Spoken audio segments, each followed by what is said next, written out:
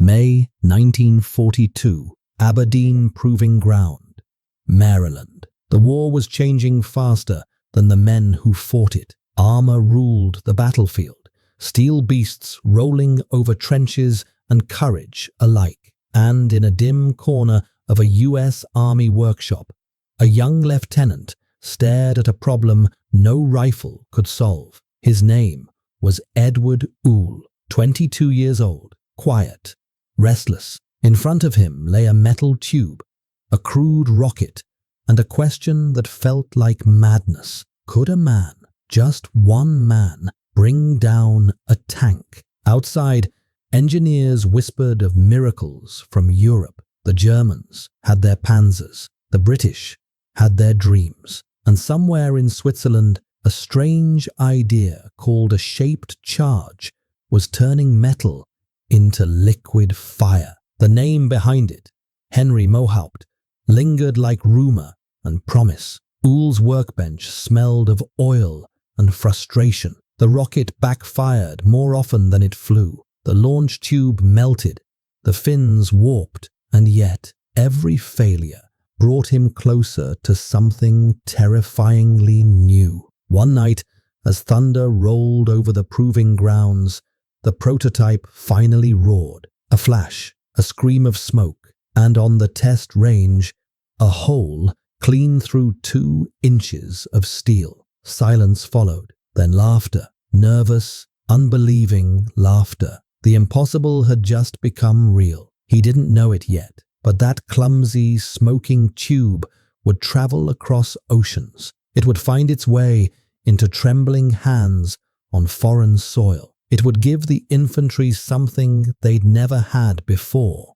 power, and history would remember it by the name soldiers gave it, the bazooka. Aberdeen Proving Ground, summer 1942. They called it the impossible science, a warhead that didn't rely on speed, but on shape, on the quiet geometry of destruction. Henry Mohaupt's theory was simple to draw, impossible to believe. A hollow metal cone pressed backward into an explosive charge. When detonated, the blast wouldn't scatter outward. It would collapse inward, focus, and punch through armor like a spear made of liquid metal. They called it the heat warhead, high explosive anti-tank. To most soldiers, it sounded like alchemy. To engineers, it sounded like salvation. Edward Uhl watched the first tests with both awe and fear. The rockets hissed from the crude tubes, sputtered, and vanished into clouds of dust. Sometimes they exploded too soon, sometimes not at all. But when one struck at the perfect angle, the world changed in a single flash. The plate didn't shatter, it melted. The steel curled like wax beneath a candle's flame. And on the far side, a perfect hole, no bigger than a coin, but deep as death. Uhl stood in silence. Around him, officers whispered numbers and measurements. He didn't hear them. He only stared at that hole, the edge still glowing red. This was not just a weapon.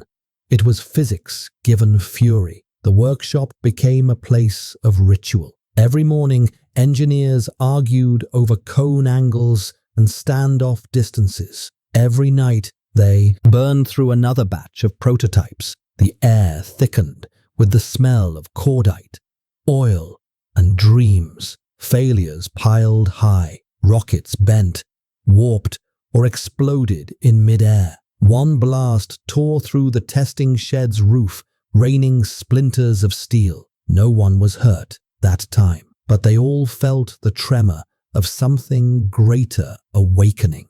To make the weapon work, they had to balance chaos and control. Too much propellant, and the rocket spiraled. Too little, and it kissed the ground before finding its mark. The shaped charge had to strike exactly, neither tilted nor distant, to carve its molten path. Uhl often stayed behind after midnight, sketching alone under the flicker of a desk lamp.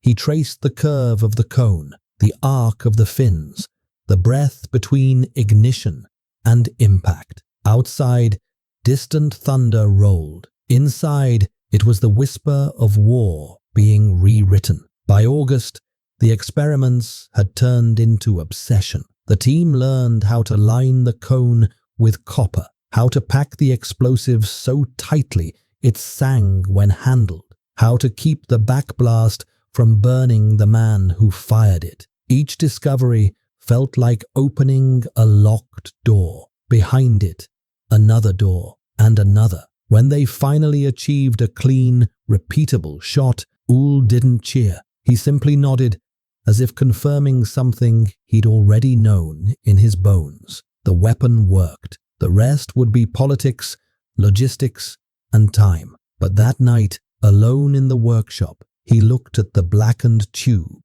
and whispered, "They'll never believe it." Across the Atlantic, the war roared on. In the fields of France, Soviet plains, and the deserts of North Africa, tanks reigned supreme. Infantry crouched in ditches, helpless as armor thundered past. And yet, in one quiet corner of Maryland, a solution had been born. Small enough for a man to carry, strong enough to humble a tank. The first prototypes were crude, heavy, and dangerous. Soldiers joked that they were as likely to kill the user as the enemy. But every new version brought refinement.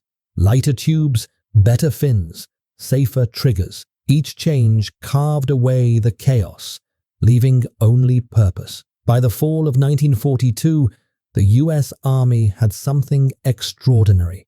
A shoulder-fired rocket launcher, simple to build, terrifying to face. A man with courage could now challenge a machine. The brass would name it after a comedian's strange musical instrument, the bazooka, half joke, half miracle. But in the hearts of those who tested it, it had another name, the equalizer. No medals, no headlines, just the hum of a new kind of war waiting to begin. Operation Torch, North Africa, November 1942. The first time the weapon left America, it was packed in crates that smelled of paint and ocean salt. Each crate carried a metal tube, a handful of rockets, and a future no one fully understood. Stamped on the side, rocket launcher, M1, 2.36 inch. They arrived before the instructions did. In the ports of Oran and Algiers, young soldiers tore the boxes open and stared in confusion. A tube, some wires, a dry cell battery. Some thought it was a radio part.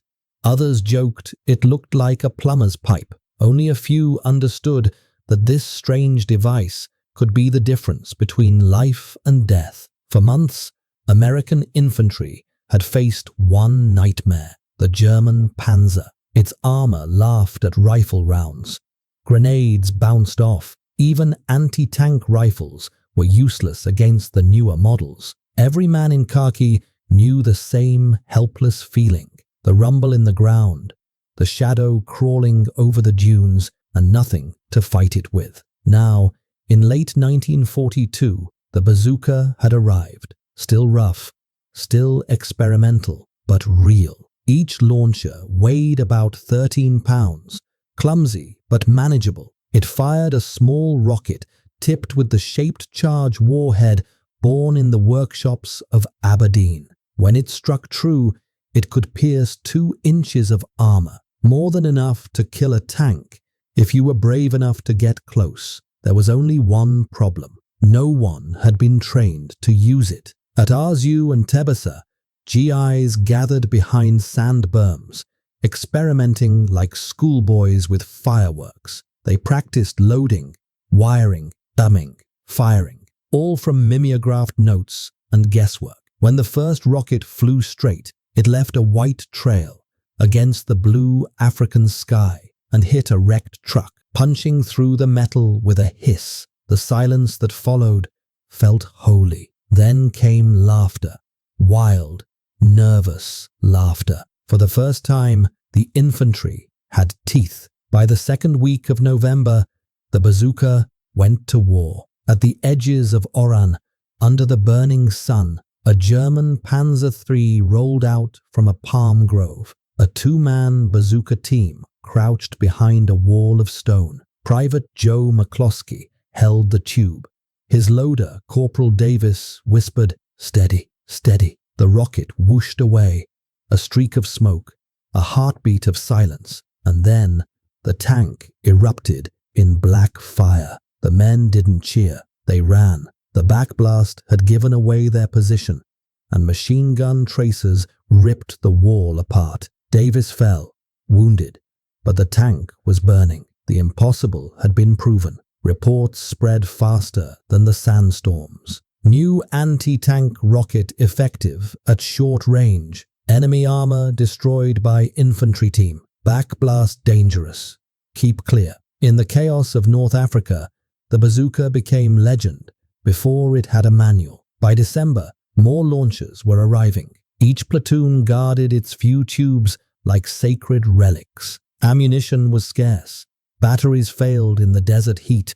Rockets warped in the sun. But still, the men trusted it. When a tank appeared on the horizon, they didn't scatter. They prepared. A sergeant in the 34th Infantry Division wrote home, "We've got something now that makes a man stand taller. If you hit right, even a Panzer burns. If you miss, well, you don't miss twice." The Germans noticed. Tank commanders began ordering infantry, screens to march ahead of their armor. They learned to spot the telltale puff of smoke, the bazooka's whisper, before death. For the first time, the hunters felt hunted. Meanwhile, across the Atlantic, Edward Uhl read the field reports with disbelief. The weapon he had built in a quiet Maryland workshop was now shaping battles half a world away. He knew its flaws, the weak batteries, the unreliable ignition, the short range, yet it was saving lives. He also knew something else. If it worked this well, others would copy it, and they did. Captured launchers fell into German hands during the Tunisian campaign. Within months, engineers in the Reich were building a bigger, meaner version, the Panzer that could tear through any Allied tank. The arms race of ideas had begun. Back in North Africa, the GIs kept fighting. The bazooka wasn't perfect. Sometimes the rocket refused to fire, or the blast blinded the gunner for seconds that felt like hours. But it gave the men something they hadn't had since the war began: control. In the dust and fear of battle, that was everything. By early 1943, entire tactics were rewritten. Infantry squads were reorganized to protect and support bazooka teams. Tank destroyers coordinated with them. Even generals noticed. For the price of a dinner, you could arm a man with the power to kill a tank. From the labs of Aberdeen to the dunes of Tunisia, the bazooka had traveled just 6 months. From drawing board to battlefield, from dream to flame. It was no longer a prototype. It was a promise fulfilled, carried on the shoulders of men who dared to stand and fire when the ground itself trembled. The balance of war had shifted by a few inches of steel and a trigger pull. But in the distance, across Europe, German factories were already humming. The enemy had learned, and soon the very weapon that gave the infantry hope would face its own reflection, bigger, deadlier, and turned back against them. For now, though, under the fading North African sun, the smoke of victory hung heavy. A weapon born in a workshop had earned its baptism in fire. Tunisia, early 1943. The bazooka had proven itself. But proof and survival were not the same thing. Under the blinding North African sun, the air shimmered with heat and fear. The sand carried the scent of oil and metal, and somewhere beyond the ridges, the rumble of engines began again. German Panzers were coming. Two-man teams waited in shallow trenches, rifles discarded, tubes loaded.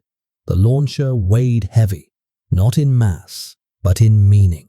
For the first time, An infantryman had a weapon that could challenge armor, but to use it, he had to face the tank, not flee from it. The tanks appeared like ghosts through the haze, black crosses glinting on their sides. The men froze, every heartbeat a countdown. When the range closed to 50 yards, one soldier rose, steadied the tube, and fired. The rocket hissed, struck, and bloomed into fire. A Panzer lurched to a halt, flames bursting from its hatches. For a second, the men cheered. Then came the retaliation. Machine guns swept the dunes. Mortar shells whistled down. A bazooka team lived or died within seconds of firing. The same backblast that made the weapon powerful also made them targets. Gunners learned to shoot,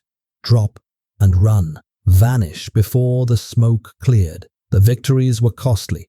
Many teams never fired a second shot. Some rockets misfired, fizzling in the tube. Others curved off course, slamming harmlessly into sand. Still, the men kept firing. Each tank they stopped bought precious minutes for their comrades to regroup, retreat, or advance. Commanders began to notice the new courage spreading through their ranks. No longer did infantry scatter at the sound of treads. Now they waited. They whispered to one another, "Hold your fire.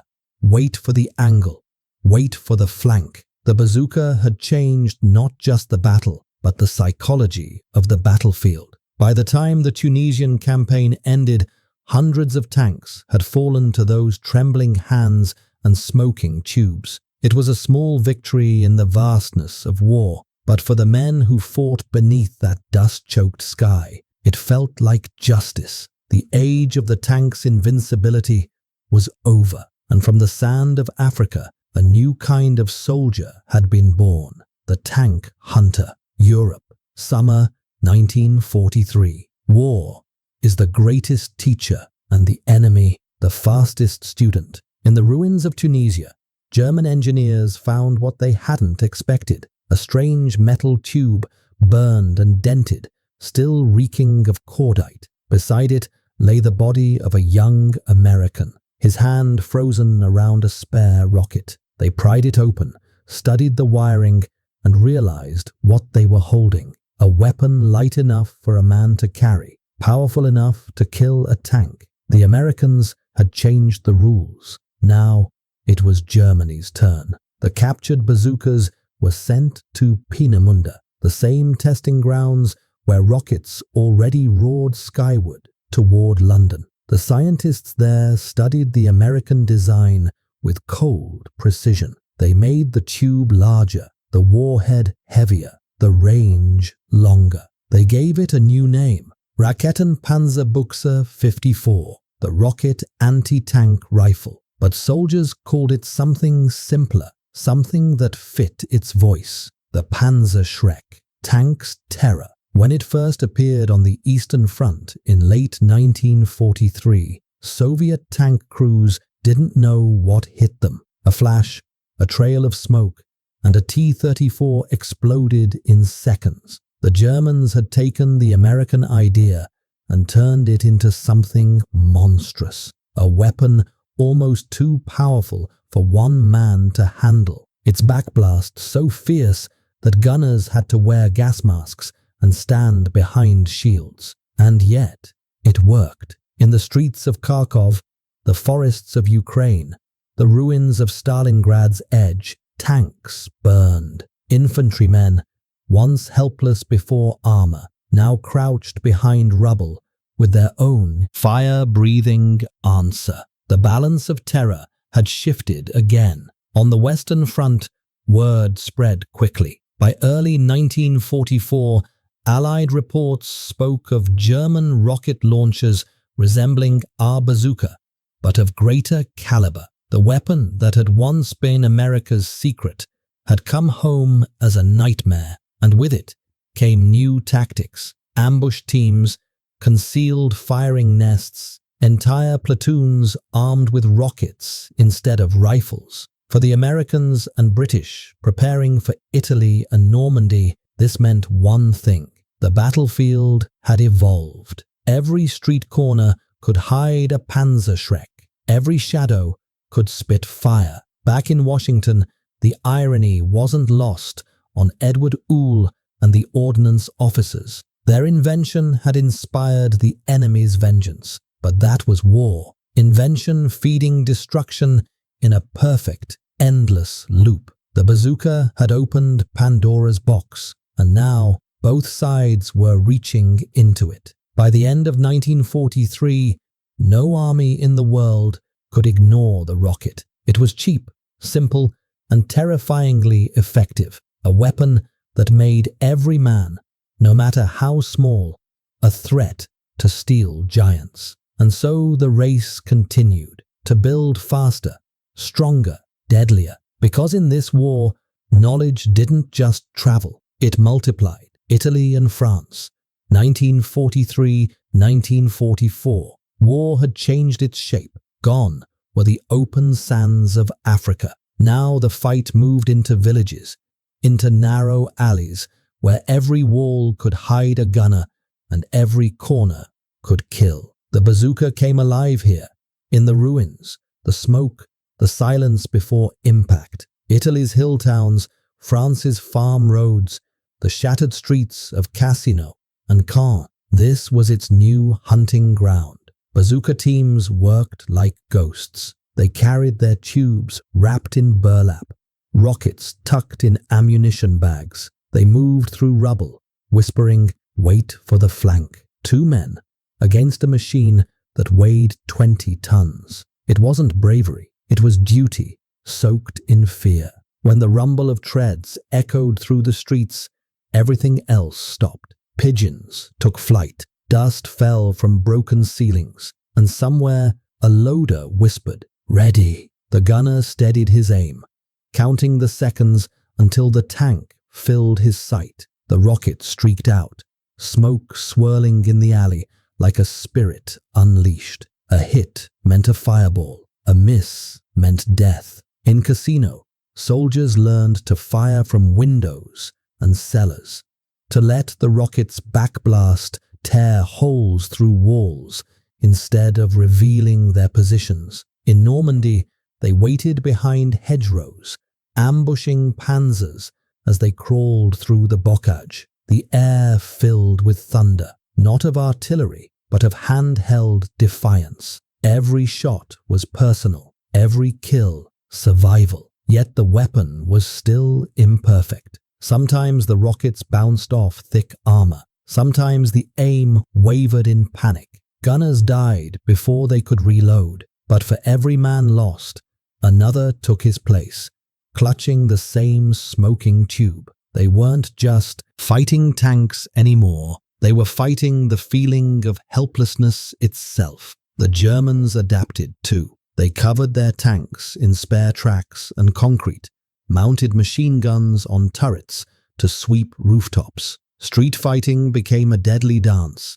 Tank and man, predator and prey, trading roles with every breath. In Normandy, one platoon recorded killing 6 tanks in a single day, at the cost of every bazooka team they had. No medals were pinned for that, just silence, and new tubes delivered by night. To outsiders, the bazooka seemed like a simple weapon, a pipe and a rocket, but to those who fired it, it was a heartbeat, a prayer, a gamble. They knew the sound it made, the shriek, the hiss, the split second between light and death. And in that moment, when the world froze, a single man could bring down an empire of steel. By late 1944, the bazooka had become a symbol, not of technology, but of courage. The courage to stand alone in a street of stone and face a tank head-on. The courage to pull the trigger and trust that fire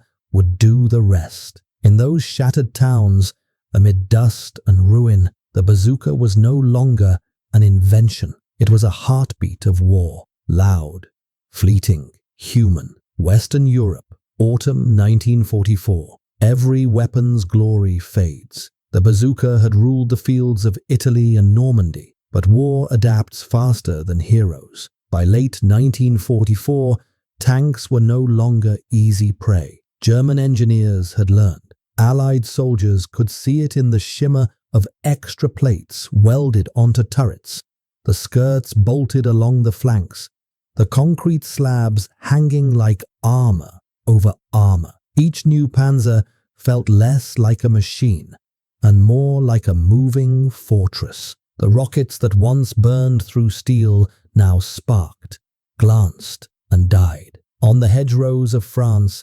GIs discovered the new reality the hard way. A hit that once guaranteed victory now meant nothing more than an angry tank turning its gun in reply. Men who'd once whispered, "Hold steady," began saying, "Get closer." Closer meant 30 yards, sometimes 20, close enough to see the commander's goggles flash before the rocket left the tube. Command listened. In the factories of the Midwest, engineers worked feverishly on improvements. The M9 with better wiring, the M9A1 with detachable barrels, the M18 built from lightweight aluminum. A new rocket followed, the M6A3, its copper cone sharpened, its explosive hotter. They promised greater range, deeper penetration, fewer misfires. But on the front line, promises and survival rarely met. Bazooka men became specialists, half soldiers, half suicides. Each squad protected them as they advanced, dragging their long green tubes through mud and snow. In the Hürtgen forest, where the air was wet and thick with smoke, they fired from trees and foxholes, the blasts echoing like thunder trapped under the canopy. In the Ardennes, amid the snow of December, they hid behind wrecked trucks and fired into white ghosts, king tigers, so vast that rockets only scarred their hides. Still, they tried. Some teams aimed for tracks, hoping to cripple rather than kill. Others waited for the side shot, the vulnerable seam beneath the turret ring. Every shot was a lesson written in blood. The weapon that once inspired awe now demanded sacrifice. It was no longer the great equalizer. It was a test of nerve. Even success offered no safety. The backblast drew machine gun fire like a magnet. Mortars hunted the smoke trails.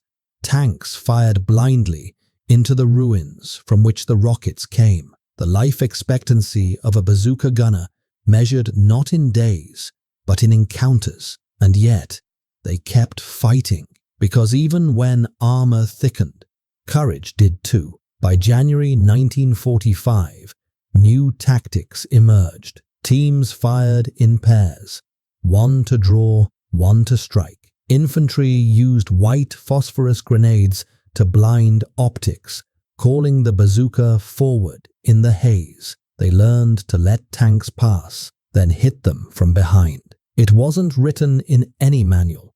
It was written in instinct. For many, the bazooka was no longer a weapon. It was a companion. They spoke to it, cleaned it like a friend, cursed it when it jammed, thanked it when it roared. In the frozen mud of Belgium, men carved names into their tubes. Betsy, Godsend, Widowmaker. They knew that each rocket might be their last word on Earth. Armor had thickened, tanks had grown stronger, but the will of the man behind the tube had hardened just as much. He no longer believed in invincibility, only in timing, aim, and luck. And as 1945 dawned, with Europe collapsing into ruin, the bazooka remained there, scorched, battered, outdated, yet still resting on the shoulders of ordinary men who refused to surrender their right to fight back.